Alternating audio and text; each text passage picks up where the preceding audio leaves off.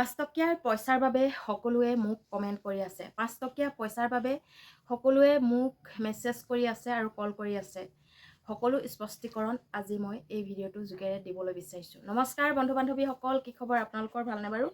বৰ্তমান মোৰ ভাল। 5 টকীয়া পইচাৰ বাবে মই যিবোৰ ভিডিঅ' বনাইছিলোঁ সেই ভিডিঅ'সমূহৰ ওপৰত মানুহে বহুতো কমেণ্ট কৰি আৰু মেছেজ কৰি হওক বা মেছেঞ্জাৰত কল কৰি মোক সকলোৱে সুধি আছে যে মোৰ 10টা আছে, মোৰ 5টা আছে, এনেধৰণৰ বহু কথা আচলতে মেছেজৰ যোগে হওক বা কমেণ্টৰ যোগে কৈ আছে।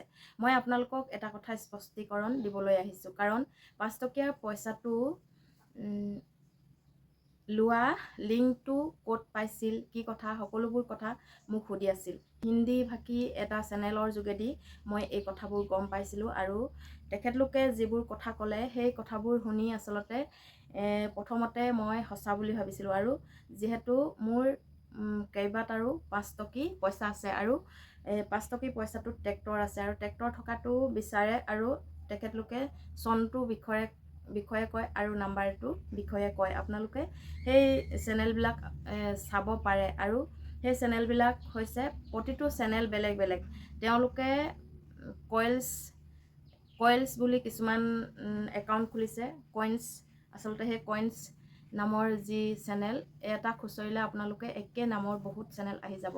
গতিকে তাত যোগাযোগ কৰি যিখিনি কথা মই গম পালোঁ সেই কথাবোৰ আচলতে মোৰ বৰ ভাল নালাগিল। প্ৰথমতে তেওঁলোকে যিবোৰ কৈছিল একেবাৰে সঁচা বুলি ভাবিছিলোঁ আৰু এতিয়া কিন্তু সেইবিলাক অকণমানো সঁচা যেন নলগা হ'ল। সেয়েহে মই বিপদত পৰিলে আপোনালোকেও নিশ্চয় বিপদত পৰিব। গতিকে মোৰ পইচা হানি হ'লে আপোনালোকৰো পইচা হানি হ'ব। সেয়েহে মই এই কণ্টেণ্টটোৰ ওপৰত ভিডিঅ' বনোৱা বন্ধ কৰিলোঁ। গতিকে সকলোৱে সুধি আছে আৰু সকলোৱে কৈ আছে যে মোৰ আছে, ক'ত যোগাযোগ কৰিম, কেনেকৈ দিম, এনেধৰণৰ বহু কথা আছে আৰু একেদিনাখনে আচলতে এই কথাবোৰ কৈ শেষ কৰিব নোৱাৰি। মই কিমান দিন তেখেতলোকৰ লগত যোগাযোগ কৰিলোঁ, তেখেতলোকে মোক কি ধৰণৰ কথা কৈছিল আৰু কেনেকৈ কৈছিল, এইবোৰ কথা একেদিনাই কৈ শেষ নহয়। গতিকে আমাৰ যিহেতু পইচা পাতিৰ ক্ষেত্ৰত আমি বহুত সজাগ আৰু সচেতন হ'ব লাগে। সেই সজাগ আৰু সচেতন নহ'লে আমাৰ যিকেইটা নিজৰ সঞ্চয় টকা বা আমাৰ যিকেইটা সাঁচতীয়া পইচা, সেই পইচাকেইটাৰো এনে কিছুমান গেম বা এনেধৰণৰ মানুহৰ লগত আমি নিজৰ পইচাকেইটা হেৰুৱাব লগা হয়। গতিকে সেই কথাটো ভাবি গুণি মই আচলতে এই ভিডিঅ'টো বন্ধ কৰিছিলোঁ, এই কণ্টেণ্টটোৰ ওপৰত ভিডিঅ'টো বন্ধ কৰিছিলোঁ।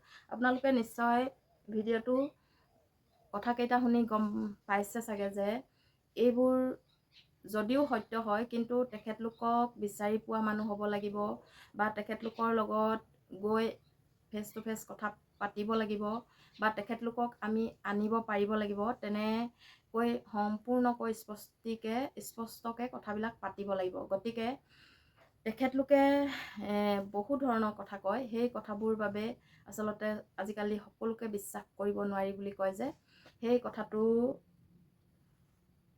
মই ক'বলৈ লৈছোঁ। কাৰণ যিকোনো মানুহে টকাৰ কাৰণে টকাৰ পিছত দৌৰি থাকে, নহয় জানো? টকাৰ বাবে সকলো এতিয়া প্ৰতিযোগিতাত নমাৰ দৰে হৈছে। কাৰণ আজিৰ যুগত টকা পইচা নহ'লে কাৰো সন্মান বা মান সন্মানৰ পৰা ধৰি সকলো বস্তু নোহোৱা হৈ যায়। কাৰণ যাৰ টকা আছে সিয়ে সন্মান পায়, যাৰ টকা নাই তেখেতে কিন্তু সন্মান নাপায়।